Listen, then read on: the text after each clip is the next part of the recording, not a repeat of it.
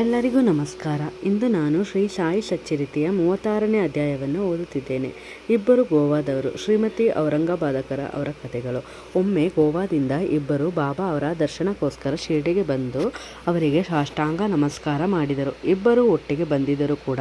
ಬಾಬಾ ಒಬ್ಬನಿಂದ ಮಾತ್ರ ದಕ್ಷಿಣೆ ಕೇಳಿ ತೆಗೆದುಕೊಂಡರು. ಇನ್ನೊಬ್ಬನು ತಾನಾಗಿಯೇ 15 ರೂಪಾಯಿ ದಕ್ಷಿಣೆಗಳನ್ನು ಕೊಡಲು ಬಂದಾಗ ಬಾಬಾ ಅದನ್ನು ತೆಗೆದುಕೊಳ್ಳಲಿಲ್ಲ.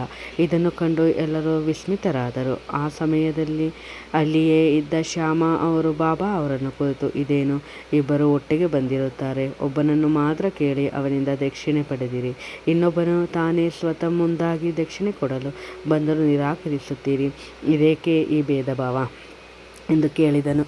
ಅದಕ್ಕೆ ಬಾಬಾ ಅವರು, ಶ್ಯಾಮ, ನಿನಗೆ ಏನು ತಿಳಿಯದು. ನಾನು ಯಾರಿಂದಲೂ ಪುಕ್ಕಟ ಏನು ತೆಗೆದುಕೊಳ್ಳುವುದಿಲ್ಲ. ಈ ಮಸೀದಿ ಮಾಯಿ ಸಾಲ ತೀರಿಸುವಂತೆ ಕೇಳುತ್ತಾಳೆ. ಸಾಲಗಾರನು ಸಾಲವನ್ನು ತೀರಿಸಿ ಋಣಮುಕ್ತನಾಗುತ್ತಾನೆ. ನನಗೆ ಮನೆ, ಮಠ ಮತ್ತು ಸಂಸಾರ ಏನೂ ಇಲ್ಲ. ನನಗೇನು ಬೇಕು? ನಾನು ಸರ್ವ ಸ್ವತಂತ್ರನು. ಋಣದೋಷ ಮತ್ತು ಹತ್ಯೆ ಇವುಗಳಿಗೆ ಪ್ರಾಯಶ್ಚಿತ ಭೋಗಿಸಲೇಬೇಕು. ಅದನ್ನು ತಪ್ಪಿಸಿಕೊಳ್ಳಲು ಅಸಾಧ್ಯ ಎಂದು ಹೇಳಿ ತಮ್ಮದೇ ಆದ ರೀತಿಯಲ್ಲಿ ಮುಂದುವರಿದು ಈ ರೀತಿ ತಿಳಿಸಿದರು. ಮೊದಲು ಅವನು ಬಹಳ ಬಡವನಾಗಿದ್ದನು. ದೇವರ ದಯೆಯಿಂದ ಕೆಲಸ ದೊರೆತರೆ ಮೊದಲನೆಯ ತಿಂಗಳ ಸಂಬಳದಲ್ಲಿ 15 ರೂಪಾಯಿಗಳನ್ನು ದೇವರಿಗೆ ಅರ್ಪಿಸುವೆನೆಂದು ಹರಕೆ ಹೊತ್ತನು. ನಂತರ ಬಡ್ತಿ ದೊರೆತು 15 ರೂಪಾಯಿಗಳಿಂದ 30, 60, 100, 200, 700 ರೂಪಾಯಿ ಸಂಬಳ ದೊರಕಿತು. ಪ್ರಗತಿಯ ಸಂತಸದಲ್ಲಿ ಅವನ ಹರಕೆಯನ್ನು ಮರೆತು ಬಿಟ್ಟನು. ಅವನ ಕರ್ಮವು ಅವನನ್ನು ಇಲ್ಲಿಗೆ ಬರಮಾಡಿದೆ. ಆದ್ದರಿಂದಲೇ ಅವನಿಂದ ನಾನೇ ಕೇಳಿ 15 ರೂಪಾಯಿ ದಕ್ಷಿಣೆ ಪಡೆದೆನು ಎಂದರು. ಇನ್ನೊಂದು ಕತೆ.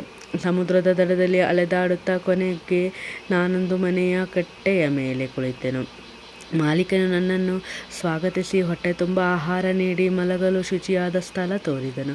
ಅಲ್ಲಿ ಒಂದು ಮಾಡ ಪಡತಾಲ ಇತ್ತು. ಅದರ ಹತ್ತಿರ ಮಲಗಿಕೊಂಡೆನು. ನಾನು ಗಾಢ ನಿದ್ರೆಯಲ್ಲಿ ಇದ್ದಾಗ ಆ ಮನುಷ್ಯನು ಗೋಡೆಯನ್ನೊಡೆದು ಒಳಗೆ ಬಂದನು. ನನ್ನ ಕೀಸೆ ಕತ್ತರಿಸಿ ಹಣವನ್ನು ತೆಗೆದುಕೊಂಡು ಹೋದನು. ಬೆಳಿಗ್ಗೆ ಎಚ್ಚರವಾಗಿ ನಾನು ನೋಡಿದಾಗ ನನ್ನ 30,000 ರೂಪಾಯಿಗಳು ಕಳವಾಗಿದ್ದವು. ಇದರಿಂದ ಬಹಳವಾಗಿ ದುಃಖಿಸಿದೆನು. ಅನ್ನ ಆಹಾರಗಳನ್ನು ತ್ಯಜಿಸಿ 15 ದಿನ ಅದನ್ನೇ ಕುರಿತು ಚಿಂತಿಸಿದೆನು. ಅಷ್ಟರಲ್ಲಿ ಫಕೀರರೊಬ್ಬನು ಬಂದು ನನ್ನ ದುಃಖಕ್ಕೆ ಕಾರಣವೇನೆಂದು ಕೇಳಿದನು. ಎಲ್ಲ ವಿಚಾರವನ್ನು ಅವನಿಗೆ ತಿಳಿಸಿದೆನು. ಆಗ ಅವನು, ನೀನು ನನ್ನ ಮಾತಿನ ಪ್ರಕಾರ ನಡೆದರೆ ನಿನ್ನ ಹಣ ನಿನಗೆ ಪುನಃ ದೊರಕುವುದು. ನೀನೊಬ್ಬ ಫಕೀರನ ಕಡೆಗೆ ಹೋಗು. ಅವನ ಗುರುತನ್ನು ಹೇಳುತ್ತೇನೆ. ಅವನಲ್ಲಿ ಸಂಪೂರ್ಣ ಶರಣಾಗತನಾಗು ಎಂದನು. ಅವನು ಹೇಳಿದಂತೆ ನಾನು ನಡೆದುಕೊಂಡೆನು. ನನ್ನ ಹಣವು ಸಿಕ್ಕಿತ್ತು. ನಂತರ ಆ ಮನೆಯನ್ನು ಬಿಟ್ಟು ಸಮುದ್ರದ ದಡಕ್ಕೆ ಬಂದು ನೋಡಿದೆನು. ಹಡಗಿನೊಳಗೆ ಹೋಗಲು ಸಾಧ್ಯವಾಗಲಿಲ್ಲ. ದಟ್ಟಣೆ ಹೆಚ್ಚಾಗಿತ್ತು. ಅಪರಿಚಿತ ಶಿಪಾಯಿಯೊಬ್ಬನು ನನ್ನ ಪರವಾಗಿ ಮಧ್ಯಸ್ಥಿಕೆ ವಹಿಸಿದ್ದರಿಂದ ಹಡಗಿನಲ್ಲಿ ಸ್ಥಳ ದೊರಕಿತ್ತು. ಇನ್ನೊಂದು ಊರನ್ನು ತಲುಪಿ ಅಲ್ಲಿಂದ ರೈಲಿನಲ್ಲಿ ಬಂದು ಮಸೀದಿ ಮಾಯಿಯನ್ನು ಸೇರಿದ್ದೇನೆ ಎಂದರು. ಕತೆ ಮುಗಿಸಿ ಬಾಬಾ ಅವರ ಅತಿಥಿಗಳಿಗೆ ಊಟ ಉಪಚಾರದ ಅಣಿ ಮಾಡಲು ಶ್ಯಾಮ ಅವರಿಗೆ ಹೇಳಿದರು. ಶ್ಯಾಮ ಅವರು ಅವರಿಬ್ಬರನ್ನು ತಮ್ಮ ಮನೆಗೆ ಕರೆದುಕೊಂಡು ಹೋಗಿ ಭೋಜನ ಮಾಡಿಸಿದರು. ಆಗ ಶ್ಯಾಮ ಅವರು, ಬಾಬಾ ಅವರ ಕತೆ ಬಹಳ ಗೋಢವಾಗಿತ್ತು. ಬಾಬಾ ಎಂದೂ ಸಮುದ್ರಕ್ಕೆ ಹೋಗಿಯೇ ಇಲ್ಲ. 30,000 ರೂಪಾಯಿ ಅವರಲ್ಲಿ ಇರಲೇ ಇಲ್ಲ. ಅವರು ಪ್ರಯಾಣ ಮಾಡಿಯೂ ಇಲ್ಲ. ಹಣವನ್ನು ಕಳೆದುಕೊಂಡೂ ಇಲ್ಲ ಎಂದು ಹೇಳಿ ಅವರ ಮಾತಿನ ಅರ್ಥ ತಿಳಿಯಿತೆ ಎಂದು ಪ್ರಶ್ನಿಸಿದರು. ಆಗ ಅವರಿಬ್ಬರು ಮನಕರಗಿ ಕಣ್ಣೀರು ಸುರಿಸಿದರು. ಇಬ್ಬರು ಗದ್ಗದ ಕಂಠದಿಂದ, ಬಾಬಾ ಅವರು ಅಂತರ್ಯಾಮಿಗಳು, ಬಾಬಾ ಪರಬ್ರಹ್ಮರು, ಅವರು ಹೇಳಿದೆಲ್ಲವೂ ನಮ್ಮ ಈ ಬಗ್ಗೆಯೇ, ಅದೆಲ್ಲವೂ ನಮಗೆ ಸಂಬಂಧಿಸಿದುದೇ ಆಗಿದೆ. ಇದು ಅವರಿಗೆ ಹೇಗೆ ತಿಳಿಯಿತೆಂಬುದೇ ಪರಮಾಶ್ಚರ್ಯದ ಸಂಗತಿ. ಭೋಜನದ ನಂತರ ವಿವರವನ್ನು ತಿಳಿಸುವೆವು ಎಂದರು. ಭೋಜನವಾದ ನಂತರ ತಾಂಬೂಲ ತಿನ್ನುತ್ತಾ ಅವರು ತಮ್ಮ ಕಥೆಗಳನ್ನು ಹೇಳಲಾರಂಭಿಸಿದರು. ಒಬ್ಬನು, ಸಮುದ್ರ ಪಟ್ಟಿಯ ಮೇಲೆ ನನ್ನ ಊರ ಘಟ್ಟದ ಮೇಲೆ ಇದೆ. ನಾನು ನೌಕರಿ ಹುಡುಕಲು ಗೋವಾಕ್ಕೆ ಹೋದೆ. ನನಗೆ ಕೆಲಸ ಸಿಕ್ಕರೆ ಸಾಕೆಂದು ಶ್ರೀ ದತ್ತಾತ್ರೇಯ ದೇವರಿಗೆ ಹರಕೆ ಹೊತ್ತೆ. ಮೊದಲನೇ ತಿಂಗಳ ಸಂಬಳವನ್ನು ಅವನಿಗೆ ಅರ್ಪಿಸುವುದಾಗಿ ಬೇಡಿಕೊಂಡಿದ್ದೆ. ದೇವರ ದಯೆಯಿಂದ ನನಗೆ ಉದ್ಯೋಗ ದೊರಕಿತು. ಈಗ ಬಾಬಾ ಅವರು ಹೇಳಿದಂತೆ ನನಗೆ ಬಡ್ತಿಗಳು ದೊರಕಿದವು. ನಾನು ನನ್ನ ಹರಕೆಯನ್ನು ಮರೆತೆ. ಆದರೆ ಬಾಬಾ ಅವರು ಈ ರೀತಿ ಅದನ್ನು ನನಗೆ ಜ್ಞಾಪಿಸಿ ನನ್ನಿಂದ 15 ರೂಪಾಯಿ ಕೇಳಿದ್ದಾರೆ. ನಾನು ಕೊಟ್ಟಿರುವುದು ದಕ್ಷಿಣೆಯಲ್ಲ, ಹಳೆಯ ಋಣವನ್ನು, ನನ್ನ ಹರಕೆಯನ್ನು ತೀರಿಸಿದ್ದೇನೆ ಎಂದನು. ಫಕೀರನ ಸಲಹೆ. ಬಾಬಾ ಎಂದೂ ಹಣವನ್ನು ಬೇಡುತ್ತಿರಲಿಲ್ಲ ಮತ್ತು ತಮ್ಮ ಭಕ್ತರನ್ನು ಹಣ ಬೇಡಲು ಬಿಡುತ್ತಿರಲಿಲ್ಲ. ಹಣವು ಆಧ್ಯಾತ್ಮಿಕ ಪ್ರಗತಿಗೆ ಅಪಾಯಕರವೆಂದು ತಿಳಿದು ಅವರು ಭಕ್ತರನ್ನು ಬಂಧನದಲ್ಲಿ ಸಿಲುಕಿಸಲು ಆಸ್ವಾದ ಕೊಡುತ್ತಿರಲಿಲ್ಲ. ಈ ಸಂದರ್ಭದಲ್ಲಿ ಭಗತ ಮಾಲಸಾಪ್ತಿಯವರ ಅನುಭವವನ್ನು ನೋಡೋಣ. ಭಗತ ಮಾಲಸಾಪ್ತಿಯವರು ಕಡು ಬಡವರಾಗಿದ್ದರು. ಬಾಬಾ ಅವರಿಗೆ ಹಣ ಕೂಡಿಡಲು ಆಸ್ವಾದ ನೀಡಲಿಲ್ಲ. ದಕ್ಷಿಣೆಯಿಂದ ಬಂದ ಹಣದಲ್ಲಿ ಅವರಿಗೆ ಏನೂ ಬಾಬಾ ಕೊಡುತ್ತಿರಲಿಲ್ಲ. ಒಂದು ಸಾರಿ ವ್ಯಾಪಾರಿಯೊಬ್ಬನು ಬಂದು ಬಾಬಾ ಅವರಿಗೆ ಮಾಲಸಾಪ್ತಿ ಕೊಡಲು ಅಪಾರ ಹಣವನ್ನು ಕೊಟ್ಟನು.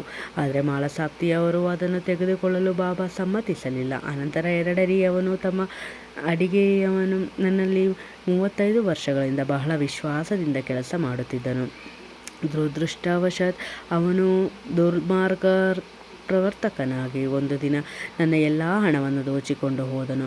ನಾನು ರಾತ್ರಿ ಮಲಗಿದ್ದಾಗ ಹೇಗೋ ಬಂದು ನಾನು ಗಳಿಸಿದ 30,000 ರೂಪಾಯಿಗಳನ್ನು ಅಪಹರಿಸಿದನು. ಬಾಬಾ ಅವರು ಅಷ್ಟು ಹಣ ಎಂದು ಸರಿಯಾಗಿ ಹೇಳಿದ್ದಾರೆ. ಅದು ಹೇಗೆ ಅವರಿಗೆ ತಿಳಿಯಿತೋ ನಾನರಿಯೆ. ನಾನು ಹಗಲಿರುಳು ವ್ಯಥೆ ಪಡುತ್ತಾ ಕುಳಿತಿದ್ದೆ. ವಿಚಾರಣೆಯಿಂದ ಪ್ರಯೋಜನವಾಗಲಿಲ್ಲ. ಹೀಗೆ 15 ದಿನ ಕಳೆದವು. ಒಂದು ದಿನ ನನ್ನ ಮನೆಯ ಅಂಗಳದಲ್ಲಿ ನಾನು ಯೋಚಿಸುತ್ತಾ ಕುಳಿತಿದ್ದೆ. ಆಗ ಒಬ್ಬ ಫಕೀರನು ಬಂದು ನನ್ನ ವ್ಯಾಕುಲತೆಯ ಕಾರಣವನ್ನು ಕೇಳಿದನು. ನಡೆದುದೆಲ್ಲವನ್ನು ಅವನಿಗೆ ಹೇಳಿದೆನು.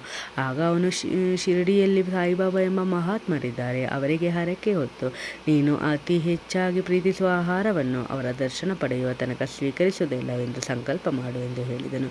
ನಾನು ಅವನು ಹೇಳಿದ್ದಂತೆ ಹರಕೆ ಹೊತ್ತು ಬಾಬಾ ನನ್ನ ಕಳೆದು ಹೋದ ಮಾಲು ಸಿಗದ ಹೊರತು ಮತ್ತು ನಿಮ್ಮ ದರ್ಶನ ಪಡೆಯದನ ಹೊರತು ನನ್ನ ಸೇವಿಸುವುದಿಲ್ಲ ಎಂದು ನಿರ್ಧಾರ ಮಾಡಿಕೊಂಡೆನು. ಇದಾದ ನಂತರ 15 ದಿನ ಕಳೆದವು. ಆಗ ಓಡಿ ಹೋದ ಅಡುಗೆಯವನು ಪುನಃ ನನ್ನ ಕಡೆಗೆ ಬಂದು ನನ್ನ ಹಣವನ್ನು ಹಿಂತಿರುಗಿಸಿದನು. ನಾನು ತಲೆ ಕೆಟ್ಟು ಈ ರೀತಿ ವರ್ತಿಸಿದ್ದೆ. ನಾನು ನಿಮ್ಮ ಪಾದಗಳಿಗೆ ಎರಗುತ್ತೇನೆ, ಕ್ಷಮಿಸು ಎಂದನು. ಹೀಗೆ ಎಲ್ಲವೂ ಸರಿಯಾಯಿತು. ಈ ಹಿಂದೆ ನನ್ನನ್ನು ಸಂಧಿಸಿದ ಫಕೀರನು ಪುನಃ ನನಗೆ ಕಾಣಲೇ ಇಲ್ಲ. ಅವನ ದರ್ಶನಕ್ಕೆ ತವಕ ಪಡುತ್ತಿದ್ದೆ. ಬಹಳ ದೂರದಿಂದ ನನಗೆ ಸಹಾಯ ಮಾಡಲು ಬಂದ ಫಕೀರನೇ ಬಾಬಾ ಅವರೆಂದು ಊಹಿಸಲು ಸಂದೇಹವಿಲ್ಲ. ನನ್ನನ್ನು ನೋಡಿ ನನ್ನ ಕಳೆದು ಹೋದ ದ್ರವ್ಯವನ್ನು ಮರಳಿ ಕೊಡಿಸಲು ಯತ್ನಿಸಿದ ಬಾಬಾ ಅವರು ನನ್ನ 35 ರೂಪಾಯಿಗಳಿಗೆ ಆಸೆ ಪಡುತ್ತಾರೆಯೇ? ಎಂದಿಗೂ ಇಲ್ಲ. ಹೀಗೆ ಯಾರಿಂದಲೂ ಏನು ಅಪೇಕ್ಷಿಸದೆ ನಮ್ಮನ್ನು ಧಾರ್ಮಿಕ ಪದದ ಕಡೆಗೆ ಸಾಗಿಸಲು ಬಾಬಾ ನಿರಂತರ ಪ್ರಯತ್ನ ಪಡುತ್ತಿದ್ದಾರೆ. ಕಳೆದು ಹೋದ ಧನವೆಲ್ಲ ಮರಳಿ ದೊರೆತು ನನಗೆ ಪರಮಾನಂದವಾಯಿತು. ಈ ರೀತಿ ಆನಂದದ ಉನ್ಮಾದದಲ್ಲಿ ಹರಕೆಯನ್ನು ಮರೆತೆ ಮುಂದೆ ನಾನು ಒಂದು ದಿನ ಕೋಲಾಬಾದಲ್ಲಿ ವಿಶ್ರಮಿಸುತ್ತಿದ್ದಾಗ ಬಾಬಾ ಅವರನ್ನು ಕನಸಿನಲ್ಲಿ ಕಂಡೆ. ಆಗ ನಾನು ಶಿರಡಿಗೆ ಹೋಗಬೇಕೆಂಬುದು ನೆನಪಾಯಿತು. ಗೋವಾಕ್ಕೆ ಹೋಗಿ ಅಲ್ಲಿಂದ ಶಿರಡಿಗೆ ಹೊರಡಬೇಕೆಂದು ನಿರ್ಧರಿಸಿದ್ದೆ. ಮುಂಬಯಿಗೆ ಹೋಗುವ ಹಡಗನ್ನು ಹತ್ತಲು ಬಂದರಿಗೆ ಹೋದೆ.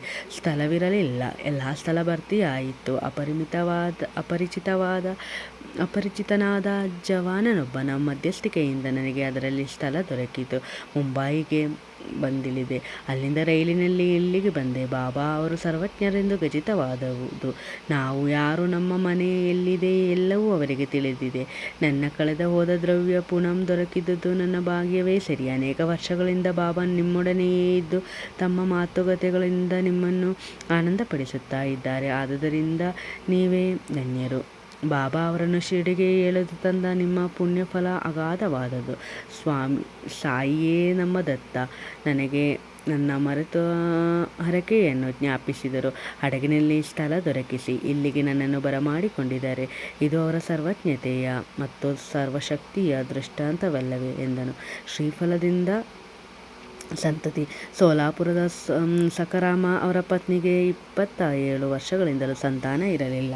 ಕಂಡ ದೇವರಿಗೆಲ್ಲ ಕೈ ಮುಗಿದು ಹರಕೆ ಹೊತ್ತು ನಿರಾಶರಾಗಿದ್ದರು. ಕೊನೆಯ ಪ್ರಯತ್ನವೆಂದು ತಮ್ಮ ಮಲಮಗನಾದ ವಿಶ್ವನಾಥನೊಡನೆ ಶಿರಡಿಗೆ ಬಂದು ಬಾಬಾ ಅವರ ಸೇವೆ ಮಾಡುತ್ತಾ 2 ತಿಂಗಳು ಕಳೆದರು. ಅವರು ಮಸೀದಿಗೆ ಹೋದಾಗಲೆಲ್ಲ ಭಕ್ತಕೋಟಿಯು ಬಾಬಾ ಅವರನ್ನು ಮುತ್ತಿರುವುದನ್ನು ನೋಡುತ್ತಿದ್ದರು. ಅವರಿಗೆ ಬಾಬಾ ಅವರೊಬ್ಬರೇ ಇರುವಾಗ ಸಂಧಿಸಿ ತಮ್ಮ ಬಯಕೆಯನ್ನು ಅವರಲ್ಲಿ ವ್ಯಕ್ತಪಡಿಸಿ ಆಶೀರ್ವಾದ ಪಡೆಯಬೇಕೆಂದು ಇಚ್ಛಿಸಿದರು. ಆದರೆ ಇಂಥ ಸಂದರ್ಭ ಬಹುಕಾಲದವರೆಗೆ ದೊರಕಲೇ ಇಲ್ಲ. ಕೊನೆಗೆ ತಮ್ಮ ಪರವಾಗಿ ಬಾಬಾ ಅವರ ಜೊತೆಗೆ ಮಾತನಾಡಬೇಕೆಂದು ಶ್ಯಾಮಾ ಅವರಿಗೆ ವಿನಂತಿಸಿಕೊಂಡರು. ಆಗ ಶ್ಯಾಮಾ ಅವರು, ಬಾಬಾ ಅವರ ದರ್ಬಾರು ಎಲ್ಲರಿಗೂ ತೆರೆದಿದೆ. ಆದಷ್ಟು ಮಟ್ಟಿಗೆ ಪ್ರಯತ್ನ ಮಾಡುತ್ತೇನೆಂದು ಹೇಳಿ ನಿಮಗೆ ದೇವರು ಆಶೀರ್ವದಿಸಲಿ ಎಂದರು. ಮತ್ತು ಬಾಬಾ ಅವರ ಊಟದ ಸಮಯಕ್ಕೆ ಸರಿಯಾಗಿ ತೆಂಗಿನಕಾಯಿ, ಗಂಧದ ಕಡ್ಡಿ ತೆಗೆದುಕೊಂಡು ಮಸೀದಿಗೆ ಬನ್ನಿ. ನಾನು ನಿಮಗೆ ಸಂಜ್ಞೆ ಮಾಡಿದ ಕೂಡಲೇ ನೀವು ಒಳಗೆ ಬರಬೇಕು ಎಂದು ಶ್ರೀಮತಿ ಔರಂಗಬಾದಕರಿಗೆ ಹೇಳಿದರು. ಮುಂದೆ ಒಂದು ದಿನ ಬಾಬಾ ಊಟ ಮಾಡಿದ ನಂತರ ಬಾಬಾ ತಮ್ಮ ಕೈ ತೊಳೆದುಕೊಳ್ಳುವಾಗ ಶ್ಯಾಮಾ ನೀರು ಹಾಕುತ್ತಿದ್ದರು. ಆಗ ಬಾಬಾ ಶ್ಯಾಮ ಅವರ ಕೆನ್ನೆ ಚಿವುಟಿದರು. ಶ್ಯಾಮ ಅವರು ಕೋಪಗೊಂಡು, ಬಾಬಾ, ಈ ರೀತಿ ಚಿವುಟುವುದು ನಿಮಗೆ ತರವೇ? ಹೀಗೆ ಹಿಂಸಿಸುವ ದೇವರು ನಮಗೆ ಬೇಡ. ನಾವೇನೋ ನಿಮ್ಮ ಸೇವಕರೇ, ಆತ್ಮೀಯತೆಯ ಫಲ ಇದೆ ಏನು ಎಂದರು. ಅದಕ್ಕೆ ಬಾಬಾ, ಶ್ಯಾಮ, ಈ ಹಿಂದಿನ 72 ಜನ್ಮಗಳಿಂದಲೂ ನೀವು ನನ್ನೊಡನೆ ಇರುತ್ತಿ. ಇದಕ್ಕೆ ಮುಂಚೆ ನಿನ್ನನ್ನು ಎಂದಾದರೂ ಚಿವುಟಿದ್ದೇನೆ? ಈಗ ಸುಮ್ಮನೆ ಮುಟ್ಟಿದ್ದಕ್ಕೆ ನನ್ನ ಮೇಲೆ ಇಷ್ಟೊಂದು ಕೋಪವೇ ಎಂದರು. ನಂತರ ಶ್ಯಾಮ ಅವರು, ನಮಗೆ ಯಾವಾಗಲೂ ಮುದ್ದುಗಳನ್ನು ಕೊಡುತ್ತಾ ಸಿಹಿಯನ್ನು ತಿನ್ನಿಸುವ ದೇವರು ಮಾತ್ರ ಬೇಕು. ನಿಮ್ಮಿಂದ ನಮಗೆ ಸುಖ, ಸ್ವರ್ಗಲೋಕದ ವಿಮಾನ ಅಥವಾ ಇನ್ನಿತರ ಮರ್ಯಾದೆಗಳು ಬೇಕಿಲ್ಲ. ನಿಮ್ಮ ಚರಣಗಳಲ್ಲಿ ನಮ್ಮ ದೃಢ ನಂಬಿಕೆಯು ಸದಾ ಜಾಗೃತವಿರಲಿ, ಅಷ್ಟೇ ಸಾಕು ಎನ್ನಲು ಬಾಬಾ ಅವರು, ಅದಕ್ಕೋಸ್ಕರವೇ ನಾನು ಇಲ್ಲಿ ಬಂದಿರುವುದು. ನಾನು ನಿನಗೆ ಆಹಾರ ಕೊಟ್ಟು ರಕ್ಷಿಸಿದ್ದೇನೆ. ನಿನ್ನಲ್ಲಿ ನನಗೆ ಪ್ರೀತಿ, ಮಮತೆ ಇದೆ ಎಂದರು. ಕೈ ತೊಳೆದುಕೊಂಡ ಮೇಲೆ ಬಾಬಾ ತಮ್ಮ ಆಸನದ ಮೇಲೆ ಕುಳಿತರು. ಶ್ಯಾಮ ಅವರು ಶ್ರೀಮತಿ ಔರಂಗಬಾದಕರ ಅವರನ್ನು ಕರೆದರು. ಅವರು ಬಂದು ಬಾಬಾ ಅವರಿಗೆ ನಮಸ್ಕರಿಸಿ ತೆಂಗಿನಕಾಯಿ ಮತ್ತು ಗಂಧದ ಕಡ್ಡಿಯನ್ನು ಬಾಬಾ ಅವರಿಗೆ ನಿವೇದಿಸಿದರು. ಬಾಬಾ ಅವರು ತೆಂಗಿನಕಾಯಿಯನ್ನು ಅಲ್ಲಾಡಿಸಿದರು. ಅದರ ತಿರುಳು ಅಲ್ಲಾಡುತ್ತಿತ್ತು. ಆಗ ಅವರು, ನೋಡು ಶ್ಯಾಮ, ಇದರ ತಿರುಳು ಅಲ್ಲಾಡುತ್ತಿದೆ, ಅದೇನು ಸೂಚಿಸುತ್ತದೆ ಎಂದು ಕೇಳಲು ಶ್ಯಾಮ, ಅದರಂತೆಯೇ ನನ್ನ ಗರ್ಭದಲ್ಲಿ ಶಿಶುವು ಹೊರಲಾಡಲಿ ಎಂದು ಈ ಮಹಿಳೆಯು ಪ್ರಾರ್ಥಿಸುತ್ತಿದ್ದಾಳೆ. ಆಶೀರ್ವದಿಸಿರಿ, ಆ ತೆಂಗಿನಕಾಯಿಯನ್ನು ಕೊಡಿ ಎಂದರು. ಬಾಬಾ, ತೆಂಗಿನಕಾಯಿ ಸಂತತಿ ದೊರಕಿಸುತ್ತದೆ. ನೀವೆಂಥ ಮೂಢರು ಶ್ಯಾಮ, ನಿನ್ನ ನುಡಿಯೇ ನಿಮ್ಮ ಆಶೀರ್ವಾದ. ಅದು ಸಂತಾನ ನೀಡುವುದೆಂದು ನನಗೆ ಗೊತ್ತಿದೆ. ಸುಮ್ಮನೆ ನನ್ನೊಡನೆ ವಾದ ಮಾಡುತ್ತಿದ್ದೀರಿ. ವಿಣಂ ಆಶೀರ್ವದಿಸುತ್ತಿಲ್ಲ.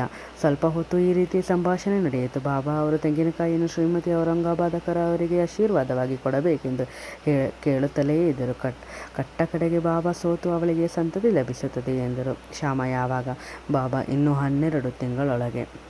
ಅನಂತರ ತೆಂಗಿನಕಾಯಿಯನ್ನು ಒಡೆಯಲಾಯಿತು. ಒಂದು ಭಾಗವನ್ನು ಬಾಬಾ ಅವರಿಗೆ ಇಟ್ಟುಕೊಂಡು ಇನ್ನೊಂದು ಭಾಗವನ್ನು ಶ್ರೀಮತಿ ಅವರಿಗೆ ಕೊಡಲಾಯಿತು. ಆಗ ಶ್ಯಾಮ ಅವರು ಶ್ರೀಮತಿ ಔರಂಗಬಾದಕರ ಕಡೆಗೆ ತಿರುಗಿ, ತಾಯಿ, ನನ್ನ ಮಾತಿಗೆ ನೀವೇ ಸಾಕ್ಷಿ. ಇಂದಿನಿಂದ 12 ತಿಂಗಳೊಳಗೆ ನಿಮಗೆ ಸಂತಾನ ಪ್ರಾಪ್ತಿಯಾಗದಿದ್ದರೆ ಈ ದೇವರ ತಲೆಯ ಮೇಲೆ ತೆಂಗಿನಕಾಯಿ ಒಡೆದು ಅವನನ್ನು ಮಸೀದಿಯಿಂದ ಓಡಿಸುತ್ತೇನೆ.